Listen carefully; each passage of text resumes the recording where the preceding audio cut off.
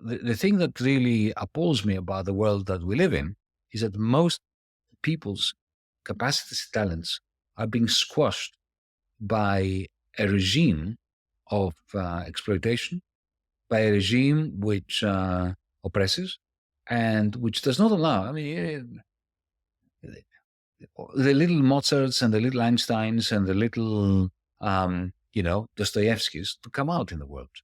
And we live in an affluent society. We produce collectively a lot more than what is necessary for everyone to have the opportunity to develop their talents.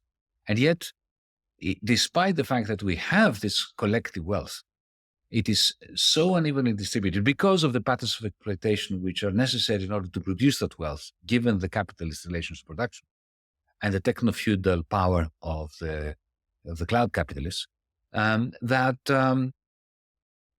we don't realize this potential for humanity. Time to do it. You're listening to One Dime Radio. Become a patron at patreon.com/onedime to support the show and get access to extra content. We think that ideology is something blurring, confusing our straight view. Ideology should be glasses which distort our view.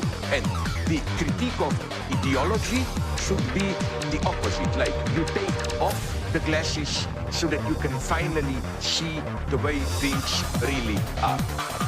When you talk about a revolution, most people think violence, without realizing that the real content of any kind of revolutionary thrust lies in the principles and the goals that you're striving for, not in the way you reach them. Philosophers call someone a relativist, by which they mean it's a person that holds that any view is as good as any other view. My simple response to that is this: no one holds that view. No one believes that every view is as good as every other view. Welcome to One Dime Radio. Today I'm here with a very special guest who really needs no introduction. If you do not know who Yanis Varoufakis is, you have been living under a rock. Yanis Varoufakis is the author of numerous fantastic books, such as Talking to My Daughter About the Economy, which I believe was the first book I actually ever read of yours quite a few years ago, and TechnoFeudalism, which was a huge success, a lot of people talking about. And he was, of course, the former finance minister of Greece. But today we're going to talk about his book called Another Now, because, Yanis, you've talked a lot about techno-feudalism as of late. It's become a very popular topic. But I think what a lot of people are interested in is, what is the alternative? What do we have instead of techno-feudalism? And in your fiction book, your science fiction book, Another Now, you present this alternative world that takes place after the 2008 crash and discussions around it. And I thought that was very fascinating. And I have all kind of questions to ask about that. Why not just get straight into the meat of the book, which is, after 2008, all sort of different things happen, and there's a lot of economic policies. And you propose a sort of democratic socialism. But first, I want to ask, what does the government look like? What is the government that's going to implement these changes? What is government in Another Now structured around? How does a democracy work? Well, before answering this question about how it actually functions differently under a socialist cooperative system, it is important to note that there are no institutional changes one can bring to bear upon government that would work, that would truly democratize government, if you maintain the near monopoly or oligopoly of economic power in the hands of the very few. So the transformation of the way in which businesses work is a prerequisite for their being in a position to do anything about democratizing government. So let me just state that. Okay, so first you change corporate law. You move towards a system of what I call in the book one person or one employee, one member, one share, one vote, which is a very radical departure from the structure of capitalism, where you've got, the very few who do not work in a company owning and controlling it, and the very many who operate and function and work and labor in the company who do not own it. So that needs to go.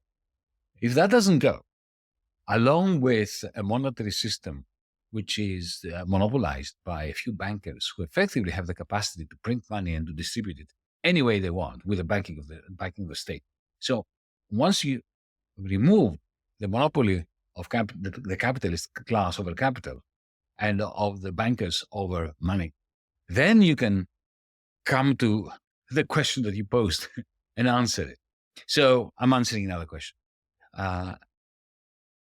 In the book, in Another Now, I sketch out a system of government where elections have been more or less replaced or at least largely augmented by a jury system. The idea comes from ancient Athens because, the whole idea of democracy comes from back then. Not that our democracies today have anything to do with that, but at least the idea of a system which empowers the many, who are by definition the less fortunate ones, the poorer. This is Aristotle's definition of democracy. Democracy, according to Aristotle, was a system in which the poor were in control of the government. And why the poor? Because the poor are in the majority, or the relatively poor. Back then, in ancient Athens, the clash was between the Democrats and the aristocrats, the establishment versus the Democrats. And the Democrats, interestingly, were not in favor of elections because they assumed, quite rightly so, that elections can be manipulated by the aristocrats, by the rich. Back then, imagine now, today, with social media and Google and Meta and all that. So instead of elections, the Democrats were advocating a random selection amongst the citizenry of office holders. Now, the problem, of course, with that is that, even though it worked in Athens because it was a very small place, even judges were randomly selected. The jury system today in the United States, in Canada, in Britain, and so on, in Europe, emanates from that. That is the idea of the jury system, the randomly selected citizen that makes decisions on behalf of the many. Now, in large, complex societies, of course, you can't have everybody being represented in the assembly and juries being selected through there. But you can have a jury system augmenting the decision-making process. So, for instance, let me give you an example. There's a lot of discussion today about the independence of the central bank. This is all rubbish, of course, because the central bank of Canada, the central bank of the United States, the Federal Reserve, they're not independent at all. They're utterly dependent on the bankers. They are controlled and owned effectively by the private bankers. So when they talk about central bank independence, effectively they're talking about independence from the public, from the demos. But imagine if you had a governing council of the central bank, which was comprising randomly selected people from within certain cohorts, some experts, some members of the public, some trade unionists, and so on. And amongst them, every year you have a random draw, and there is a governing council of the central bank. Imagine if every local authority is run by a committee which must be answerable, accountable to a jury of citizens that are randomly selected. Imagine a parliament which is elected, but at the same time, whose subcommittees are powerful subcommittees, as there are very powerful in the Senate and so on. Nevertheless, however, they are selected by a random lot, again through sortition, by members of the public, in conjunction with corporations that have been democratized through one employee, one share, one vote, and with a money system, a monetary system, which is a monetary commons, as I like to call it, which I describe also in the book, in Another Now.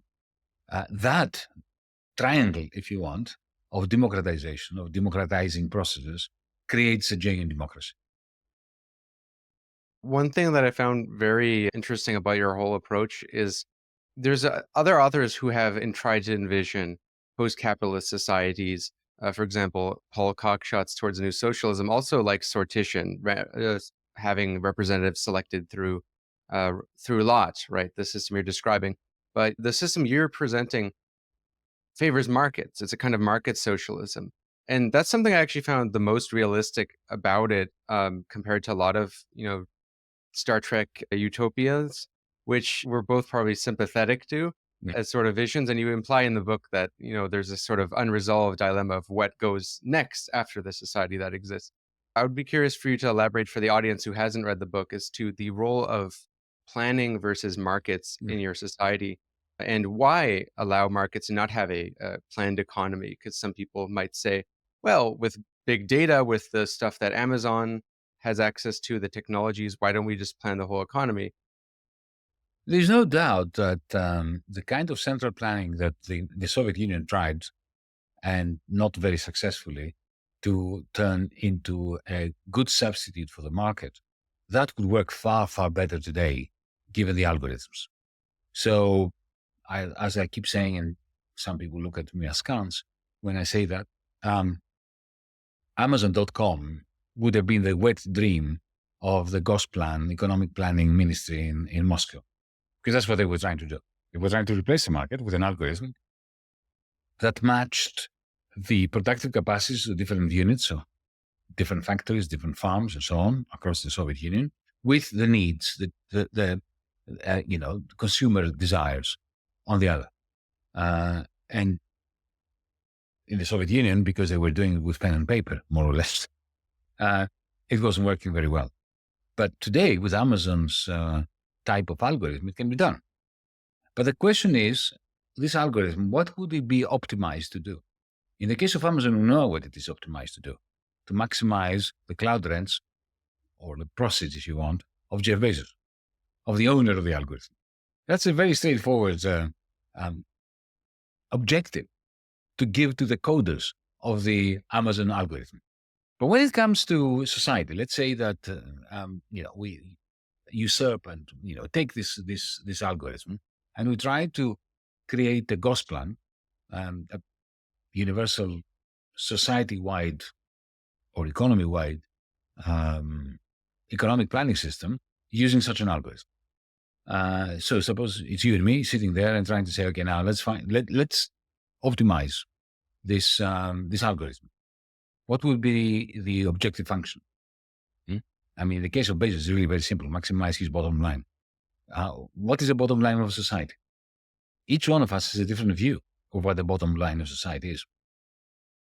One person may want more emphasis on organic agriculture. The other one may want more emphasis on the arts and education, and so on and so forth. So, centralizing the algorithm, I'm sure it would be far better than what we have now under this techno-feudal order or this capitalist order, call it what you might. But it would not be my ideal solution, because my ideal solution is a genuine libertarian communism, a genuine combination of the maximum freedom with a common ownership of the means of production, of the means of communication, of the means of exchange, and so on. To bring together freedom, liberty, and the commons, I think we need to have a very decentralized system for deciding what I do, what you do. Because if you have an algorithm which works on a centrally planned basis, deciding what happens in society, essentially we are all subservient to that algorithm. And this is where markets come in. You have to remember, I mean, by the way, let me, for the purposes of full disclosure, make it clear that I am dyed-in-the-wool Marxist. Having said that, my concern is that we make a mistake when we identify capitalism with markets. Capitalism is not about markets. It's about the labor market being a non-market, because the labor market is only partially. The moment you sign a labor contract and you enter a company, you exit the labor market you enter a feudal relationship with your employer. So the problem with capitalism is the labor market and the money market.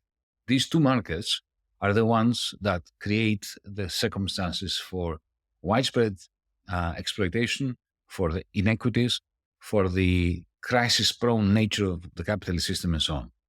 There is nothing the matter with you if you have an apple and I have an orange. You and me trading. I like your apple more than you like it, and you like my orange more than I like it, and we trade. So that's a voluntary transaction that is perfectly compatible with a socialist, libertarian, communist society. So as long as we do away with the labor market and the money market, then the market system can be a splendid way of combining the commons with freedom to act and let 1,000 flowers bloom. So if our corporations are democratized with one person, one vote, one person, one share, one vote, if we have citizens' councils which decide how to channel our collective savings into particular areas where we want to invest, like green energy, for instance. Okay, if we can have similar councils deciding on a purely ancient Athenian democratic way the extent to which we protect the planet from too much cement, too much CO2. In other words, we plan together the degrowth of the economy while we're increasing prosperity, shared prosperity. If we have all that, then we can allow free transactions between people and corporations that are democratized to play the role of a decentralized algorithm. Essentially, it is an algorithm without an algorithmic design. So in that sense, I think that we're much closer to a libertarian communism if we let markets, freed from the tyranny of a capitalist class that owns the means of production and the capital goods, freed of the bankers who own the money system, to get on with the business of creating through a process of a spontaneous order, that which in the end society reveals it wants even before it realizes it wants it. I found it interesting that you mentioned being a Marxist, because in the book there's three characters, right? Three main characters. One of them, Costa, being the kind of Marxist, and Iris being more, I would say, like anarchist, libertarian, socialist, and Ava being the sort of, realist, or I guess you could say skeptical, practical, and liberal. Sure, yeah. I'll play the role of Ava right now to play devil's advocate for a question. And when people think of radical democracy or Athenian democracy, a lot of people think of one endless meeting. How direct is this democracy? And I think you already kind of explained it, but those who don't know ancient Greek history, I notice a lot of people don't know the role of the Council of Magistrates, and they tend to think it's just like the assembly that was deciding everything. It's kind of like representative democracy to a certain extent, but more participatory, is it not? Because if I wanted to opt out, if I didn't want to participate, would I be able to do that? Of course you would be. Political participation should never be obligatory. It should be the main thing is, look, the reason why most people are disenfranchised from the political process today in our societies is firstly because most of them, they don't have the time when they are struggling to make ends meet and they work two jobs and they have kids to look after and they are living a miserable life. The last thing they are going to do is going to spend 2 or 3 hours a day participating in political life or even watching the news for that matter. So inequality and exploitation limits the capacity of the majority to and the interest of the majority in political life. So the first thing we need to do is to liberate people from drudgery, from poverty, from exploitation, so that if they want, they can participate in political life. As for the idea of the problem, I mean, Oscar Wilde put it brilliantly when he said that socialism will never happen because it takes too long meetings that are too long into the night. That is true because, we socialists, when we get together, we don't really have any power. We just chat with one another and we find a spectacular variety of ways of disagreeing with one another, while even if we agreed, we wouldn't be able to change much, simply being in a room or in a theater chatting with one another. But this is not what we're talking about. We're talking about, how do you run the Senate? How do you run the House of Representatives? How do you run the local council? And there are far more efficient ways of running it with participation, with a genuine democratization process that uses the jury system than what is happening today. So, no, this is not a blueprint for endless discussions or for compulsory participation in politics.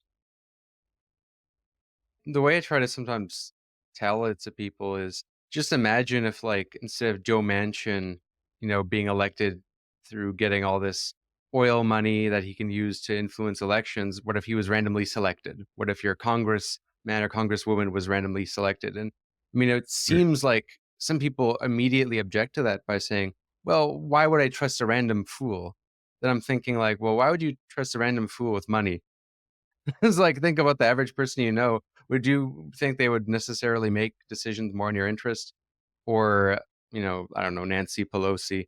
Because, I mean, it's like a large amount of representatives, I assume. This would be not a small council. It would be a huge, it would be representative based on the population, right? That's right. And in the same way, look, I mean, we don't have this discussion about juries, do we? I mean, is there a decision more important than putting somebody in prison for the rest of their lives? And yet, this is a decision that we bestow upon randomly selected members of the public. If we can do that, why can't we have a similar system where again, in the jury system, it's not that you've got a bunch of randomly selected people who can go on and on and on and talk about for these matters forever. No, there are rules. There is the judge that directs the jury. There is the legislation which is decided by Parliament. So you can actually channel the energy and the wisdom of the crowd, of the members of the jury that have been randomly selected from the crowd, in such a way as to make this work. The reason why most people can't accept it, or they think that it is crazy, is because this is what human nature is like. Whenever we are asked to consider something that hasn't happened before, immediately the mind boggles and we think, that it's never happened before, it can't happen now. I'll remind you that in the early part of the 19th century, when the anti-slavery movement was working hard to ban slavery, the most difficult objection to overcome for the anti-slavery movement were the people who, rightly, would say, but guys, hang on. There's never been a society without slavery before. If there's never been a society without slavery before, it means that it can't happen. Well, it can happen. Mm-hmm. So one of the first things that happens in the storyline of Another Now is the changing of the banking system. Mm-hmm. And I think, because this is right after 2008, and it seems like one of the most feasible things to do in such a circumstance. I'm curious for you to explain how banking works in the society depicted in Another Now, and how it would differ from today's system. Today is a remarkably weird system. John Kenneth Galbraith, the famous economist of yesteryear, once pointed out that if people understood how money works, there would be a rebellion on the streets. There would be a revolution. I mean, they would simply be so angry that they would overthrow everything. And it is true, because if you come to think of it, I mean, you're in Canada, same thing in Canada as in the United States, as in Europe, as everywhere around the capitalist world. All the money circulating in our economies, only 3% is produced by the state, by the central bank. The rest is produced by private bankers. We've given privateers, the right to make money out of thin air and to distribute it to whomever they want. And when they make too much money and the whole system crashes down upon them, then we bail them out. Now that is God's gift to a very satanic God's gift to very satanic people. And again, the way they create money out of thin air is so simple, so simple. Most people have in their heads the illusion that what banks do is they mediate between savers and borrowers. That, you know, you go to the bank and you ask for a mortgage or for a loan to buy a car, and, you know, so Jack is saving $50,000 in the bank, and then Jill goes around and asks for a $50,000 loan. So the bank takes Jack's $50,000, gives it to Jill, and charges Jill an interest rate which is higher than the interest rate the bank pays Jack. That's all what happened. When Jill goes to the bank and secures a $50,000 loan, this money comes from nowhere, from thin air. What the bank does is it simply adds 50,000, just types 50,000 in the computer, and it appears on the screen of the ATM when Jill puts her card in and takes a look at her balance. So the money has been created out of nothing, right? And the hope of the banker is that Jill is going to repay that plus interest. So essentially, the 50,000 which was created from thin air will go back to thin air, and all that will be left is the interest that Jill pays the banker. The banker makes money out of that, out of thin air. Now, imagine that we do something really very simple. We create a monetary commons, not a privateer commons, a privateer monetary system, which is what we have now, but a monetary commons. How could this happen? Well, imagine that your central bank effectively allows you to download on your phone a digital wallet and gives you a PIN. So you can ask your employer to put your money in there. And it goes in other words, you have just acquired the right that you don't have at the moment, which only private banks have. Because in your country, in every country, only the private bankers have the right to have an account with the central bank. You don't. Imagine if you did, and it was free. And the money you put in there gets the overnight standard interest rate of the central bank. Why not? I mean, you have an account with the central bank. Okay? And so, suddenly, there's no concern about losing your money if the private banker goes bankrupt. There's no need for bailouts anymore because it's a central bank that is backing your reserves, your savings. So suddenly, especially if you get the interest rate offered to the central bank, by the central bankers to the private bankers today, why would you want to have an account with a private bank? You wouldn't want. Then if the private bank wants to offer you a better deal, then they can. Okay, but it's very hard to see how they would be able to. So suddenly you have the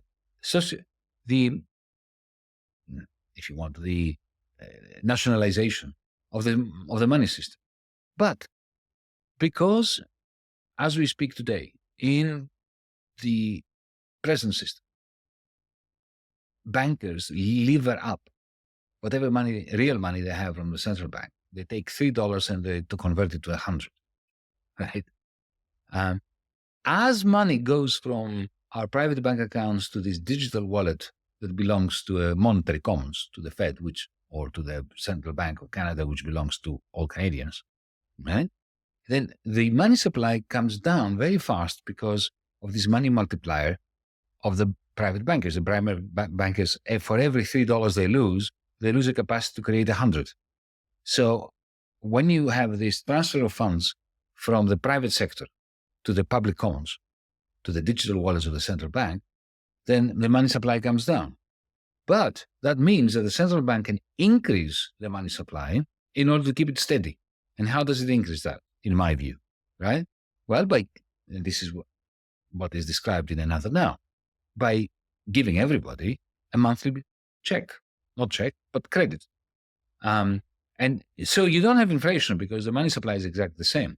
Simply by pushing money from the private sector banks to the monetary commons, you allow the monetary commons to create more money in order to pay effectively a basic income to everyone, which is quite large as well.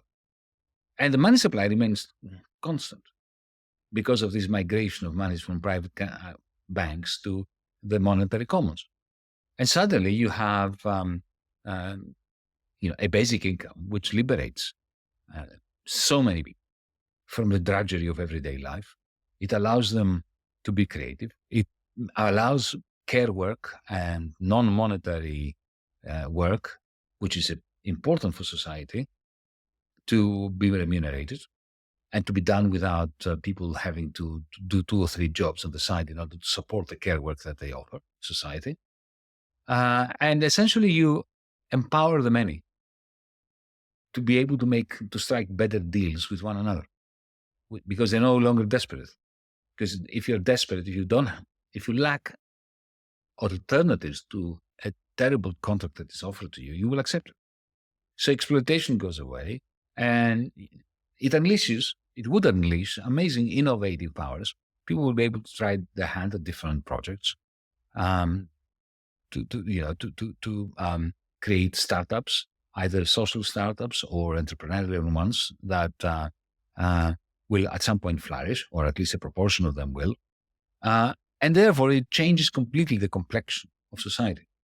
So a monetary commons would be a major revolution, especially if it goes hand in hand with the end of the labor market. Because remember, when you change corporate law and you have one employee, one share, one vote, there's no longer a labor market, because there's no longer a distinction between profit and wage, and there's no longer a distinction between the owners of capital and the workers for capital. So all these, this combination of one person, one employee, one share, and one vote at the level of the firm, and the monetary commons at the level of the broader macroeconomy, brings about a libertarian communism.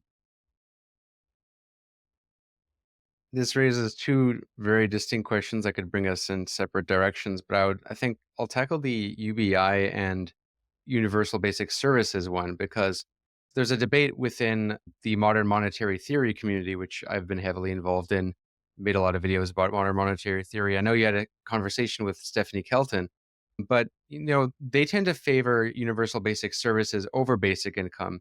In your society, there's sort of both. Like, there's basic services in the sense that everyone has affordable housing and access to healthcare and education, but there is this social dividend that everyone's granted. So that question that raises, right? One of which you sort of answered is the inflationary question. How has inflation not happened? But the second question is more what I think a right-wing libertarian would ask, which is, why would anyone work if you have, a basic income that, you can live off of, as well as the basic services? Why would people do the work that needs to be done? Because you're trying to move to a society which we work less, or work becomes life's prime wants. But there, of course, as you acknowledge, tons of work that needs to be done. Like, we need to build high-speed rail, we need to build clean energy industries, all kind of work that needs to be done, the sewers, etc.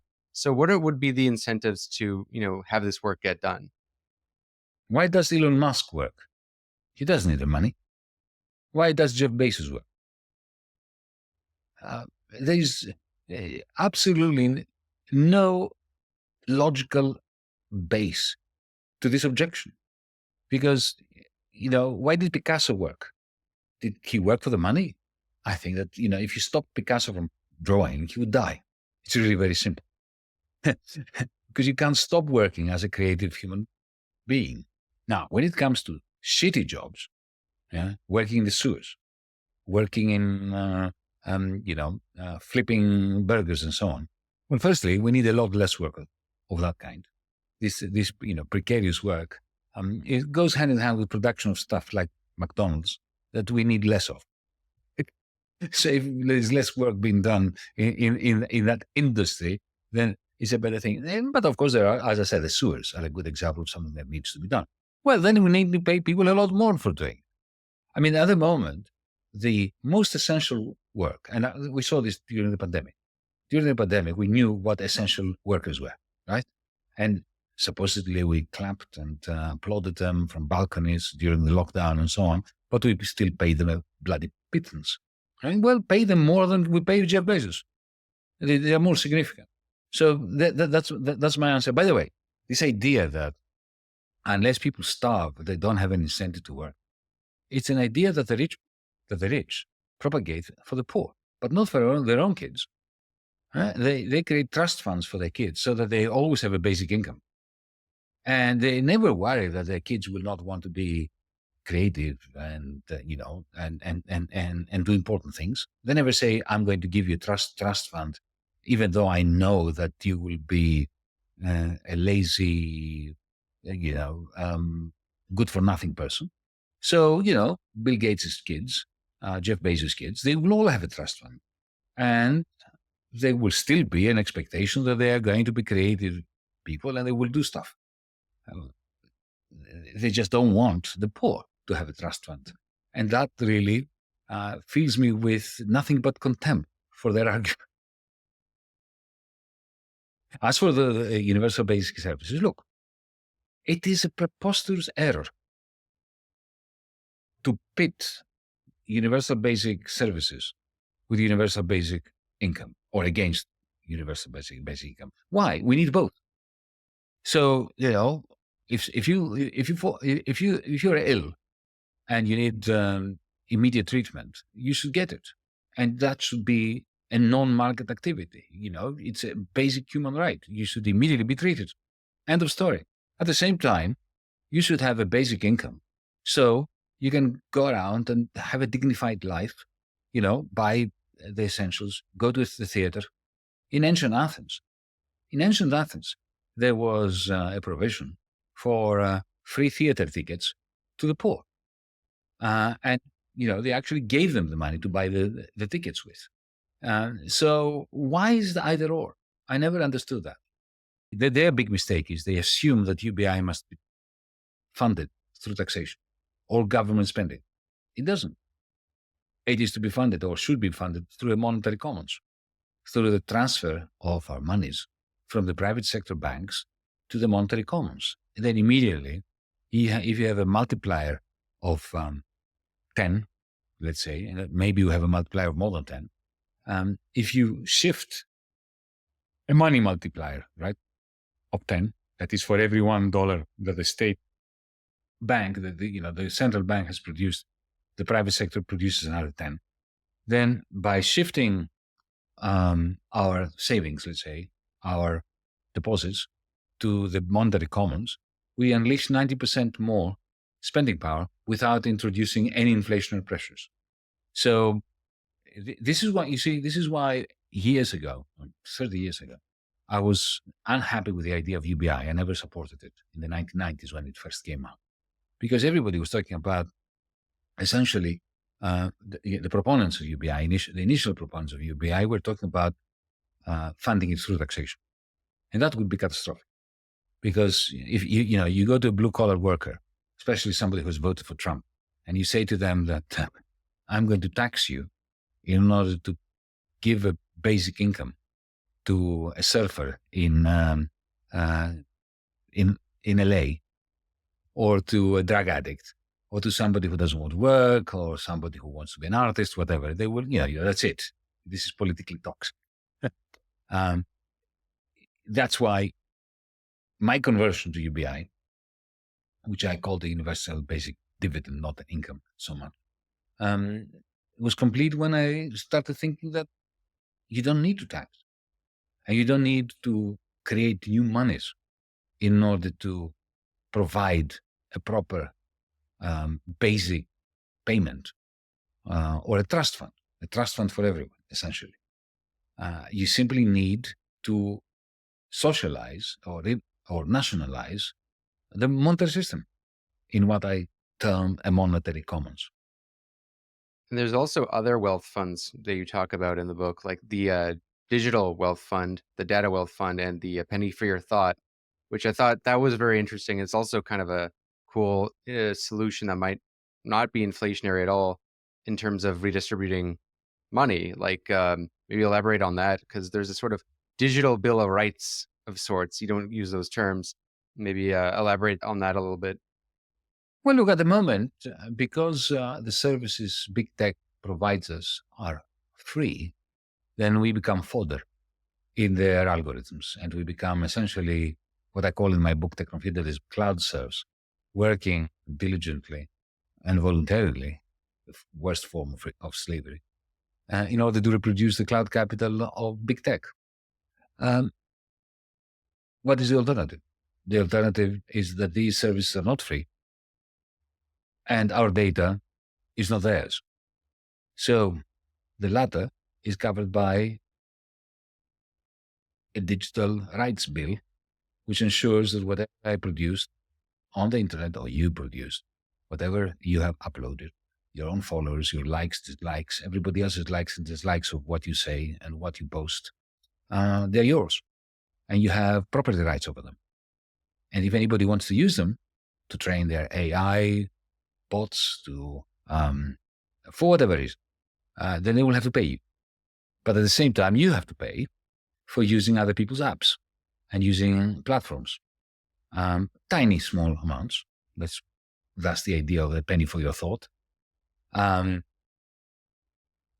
Which, however, is substantial enough in cumulative terms to drive the system. So essentially, this is another market solution, right? But it is one which is based on a redistribution of property rights and the democratization of property rights. And as a Marxist, that's what always concerned me. Who owns what?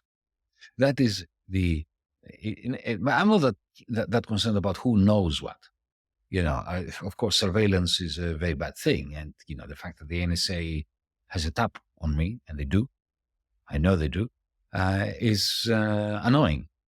But I'm far more concerned, not so much by what people and agencies and companies know about me, as to what they own. And the unequal ownership or property rights over the cloud capital, which is running the world and running the internet and big tech and so on. So the socialization of big tech has to take place through this combination of three things. The first one is a digital bill of rights, so that you are the owner of whatever you put up on the net. Secondly, you must pay for services, small amounts, tiny amounts, but still a positive amount. Otherwise, you become fodder. And the third, of course, is what I said before, not just in the big tech sector, not just in the cloud capital sector, throughout the economy, one employee, one member, one vote. So imagine if Meta effectively belonged to everybody working in Meta equally. Well, that would really change Meta. Magnificent. Because there is a class war happening within Silicon Valley. The days when they were all happy-go-lucky Googlers in Google and, enjoying the perks of working for Google, that's gone now. There is a very crushing rule of capital within Google, within Meta, within TikTok, and so on. That raises a very interesting question, because in your society, most businesses are worker self-directed enterprises, firms that are fairly small, no more than like 200, 300 people or something like that. You mentioned that the distribution model would be one person, one vote, and one share, one vote, and you'd be entitled to shares as, an individual. I mean, some of this might sound crazy radical, but I remember even Bernie Sanders flirting with the idea of having just something like 30% of corporate shares be allocated to workers. So we're kind of already headed in that direction in terms of thinking on the democratic socialist movement. Yours is, of course, much more radical. But you mentioned Meta, and I do wonder, like, would Meta or Amazon or these mega huge monopolies be better off collectivized rather than owned by the workers? Because if, let's say, Meta, which doesn't have that many employees, was owned by the workers, maybe that's a bad example because of the data distribution, your model, this wouldn't create the problem. But let's say Amazon was owned by the workers. Wouldn't that just make Amazon workers massively rich, whereas anyone trying to, compete wouldn't? And the question really that I'm asking is, would natural, quote unquote, monopolies or natural monopolies be worker owned, or should they be publicly owned, like nationalized?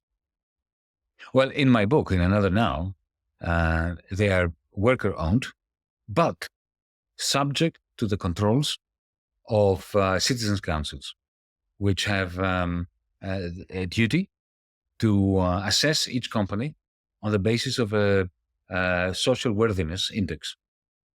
So it is again another jury system for judging each company which has certain, levels of revenue above a certain threshold. And then each one of those companies will have to be judged by a jury constantly in real time if they are being socially worthy or not. And, this council will have the opportunity to shut it down, to shut down a worker cooperative that develops too much monopoly power over society. So instead of having them belong to the state, because who is the state really? Then you create other forms of exorbitant power within the state if it belongs to the state. So who decides the management? The minister. Then you end up with the kind of state capitalism, as we did in the Soviet Union. So that's why I believe in worker control with a jury-based agency that monitors each and every large-scale, powerful, worker-owned conglomerate with the power even to disband it. This is a related question, which is, is there a case to be made that monopolies in some industries are actually more efficient than having it all broken up? Because I remember this was a debate when people were proposing breaking up Google or breaking up Meta, and people were saying, well, would that necessarily make those companies better in terms of the services they provide? And that is the question I would ask to you. Is there some industries that, might be better off as monopolies? And if so, why not? Because from what I recall in your book, the only real monopolies are the utilities, the stuff that is, publicly owned, like that are essentially basic necessities. So that's an objection some people might ask. Well, look, if you have take an electricity system, I'll come back to Google and Meta, but take an electricity net grid. It is crazy to try to create a market, which is, the fallacy that we labor under at the moment. There can never be a market for electricity. What it is always a state-sponsored cartel, which is in itself a scourge on society. But why can't you have a decentralized electricity grid, which is publicly owned? That's not a monopoly. It's exactly the opposite. It's what we should have. So, imagine each neighborhood, each block of flats or units, having its solar panels, its thermal pumps, its own storage, electricity storage facilities, batteries, and so on. And all of those be linked up with green energy plants and so on. And imagine that this is socially owned, but decentralized. So every unit within it has a neighborhood council which decides how to optimize their own neighborhood part of the grid, node in the grid. Now that is not a monopoly because it's owned by the public.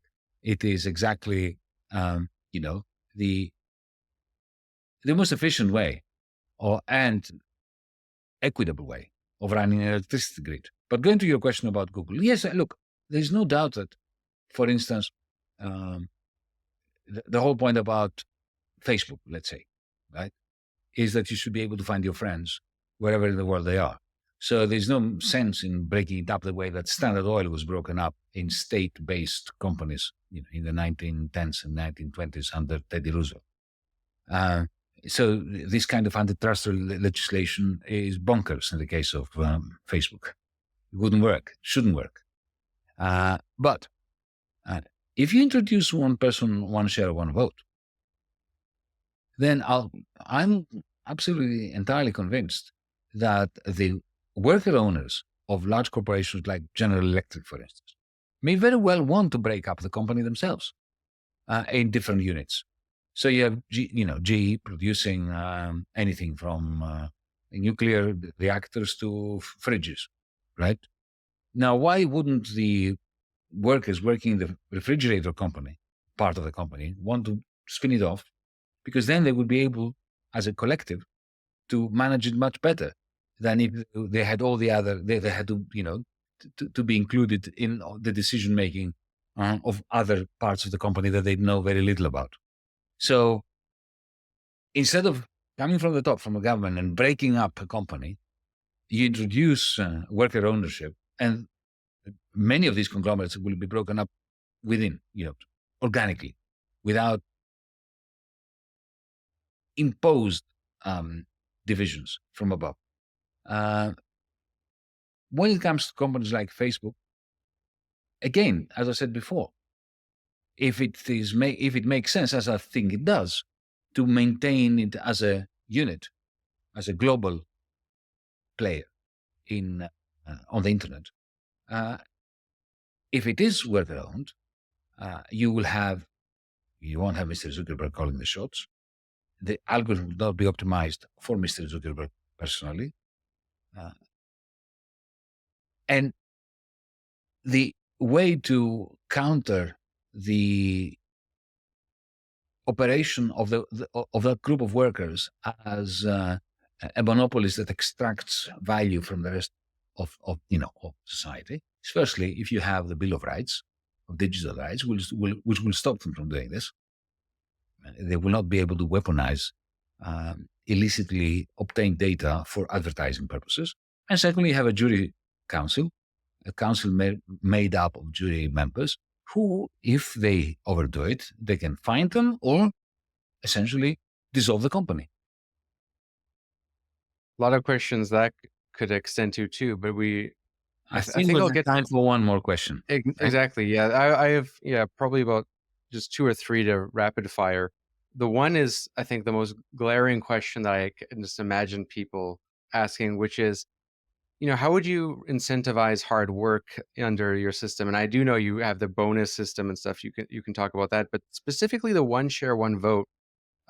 People will bring up that there's a sort of Pareto principle in which 20% of people might do 80% of impactful work, or just be more instrumental in the functioning of an organization, right?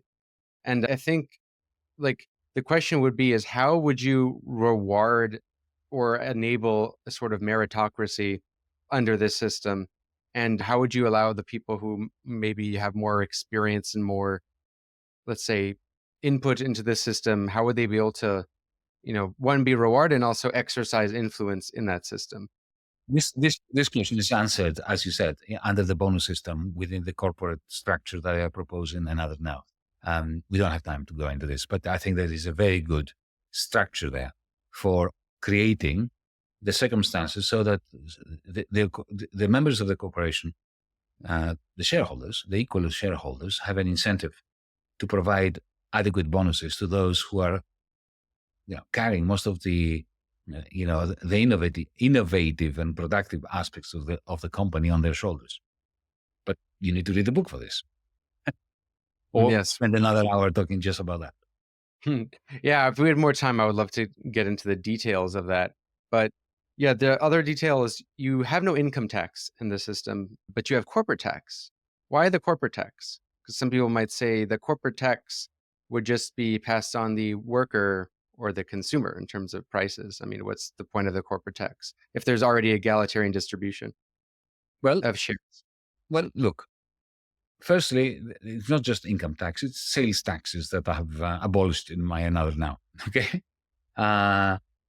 Corporations, on the other hand, are the ones who actually make money on behalf of humanity, on behalf of society. They are the ones who are creating value and reaping the rewards. You don't need income tax because everyone working in these corporations, is an equal shareholder. So you need only to tax the corporation and not the workers, right? What's the point of taxing the workers if you're going to tax the corporation? You could have taxed the workers, but then it would not be pro rata in terms of, and it wouldn't be analogous to the money the corporation makes if you tax the workers. So that's the main point. The main point is that a corporation, by doing things, is creating value and at the same time has a footprint on the environment, on society, on the community, and therefore get taxed in order to pay for public goods.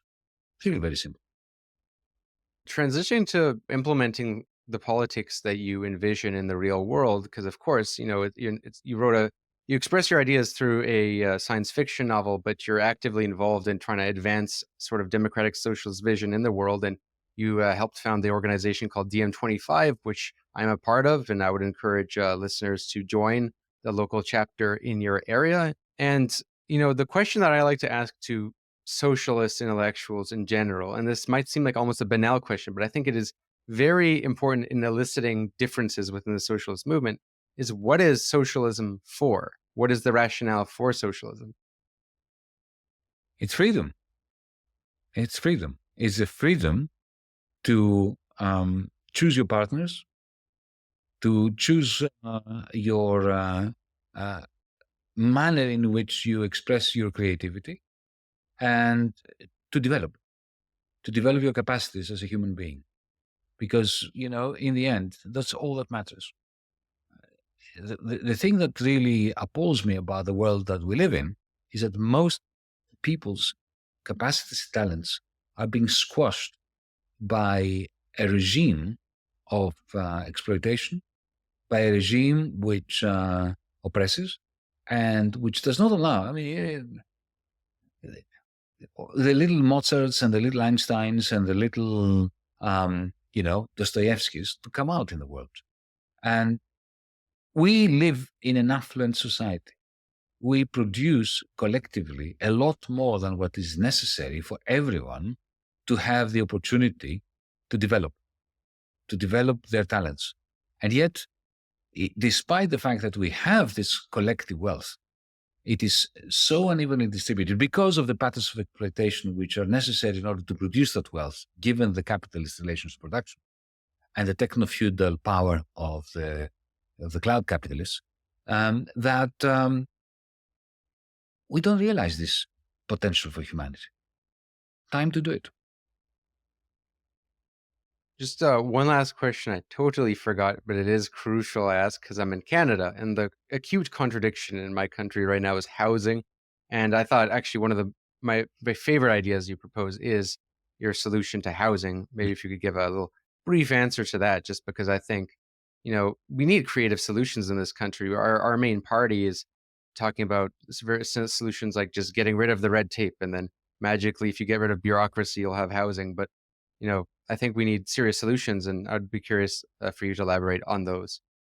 Well, North American societies, as well as the United Kingdom and other societies too, have turned housing into a Ponzi scheme. The whole growth model of Canada, of Australia, of the United Kingdom, and large tracts of the United States is based on constantly pushing house prices up, creating pseudo-wealth through bricks and mortar, from which you have two things happening. One is the weaponization of the banking system that is providing these mortgages. And on the other hand, the illusion of wealth. If you are told that, your house that you have worked 30 years to repay the mortgage of, you haven't even repaid it yet, but it's doubled in value, so you can get a new mortgage in order to finance a new car that you will put in, in the garage of that house. And this is the driving force of financialized capitalism in North America and Britain, Australia, and so on. And this is a slave. It's an open, not an open prison, an actual prison in which we have put ourselves in, and we effectively all work for the banker. The way to break this down, well, that's how I propose it in another now, is to separate every county into two zones, a commercial zone and a social zone, and have social housing in the social zone, which is distributed on a non-commercial basis, on the basis of need. And to have the commercial zone in which you have a brutal auction system where, essentially people can bid and outbid one another and create value that is, however, owned by the council, and that value is used by the council in order to invest in the social zone, in order to cover basic needs for housing and also for commercial use by, cooperatives. That's more or less the story I tell in another now.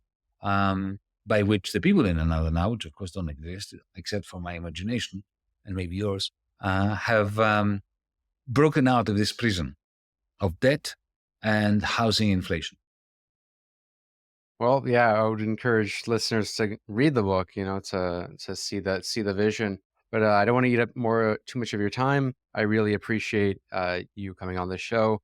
It's been an honor. I've been highly influenced by your work and highly influenced by the way you think. I think we need more, democratic socialists who aren't afraid to be bold, to actually think about something that hasn't been done already. Bold and bold. If I can, in the future, have you on again on the show, I would love to talk about an alternative proposal to the European Union, because then if you, of course, have had a notorious beef with the European Union. And I'd be very curious about, ways we could envision an alternative version for a kind of socialist world. But yeah, ladies and gentlemen, Yanis Varoufakis. Thank you, Tony. Thank you.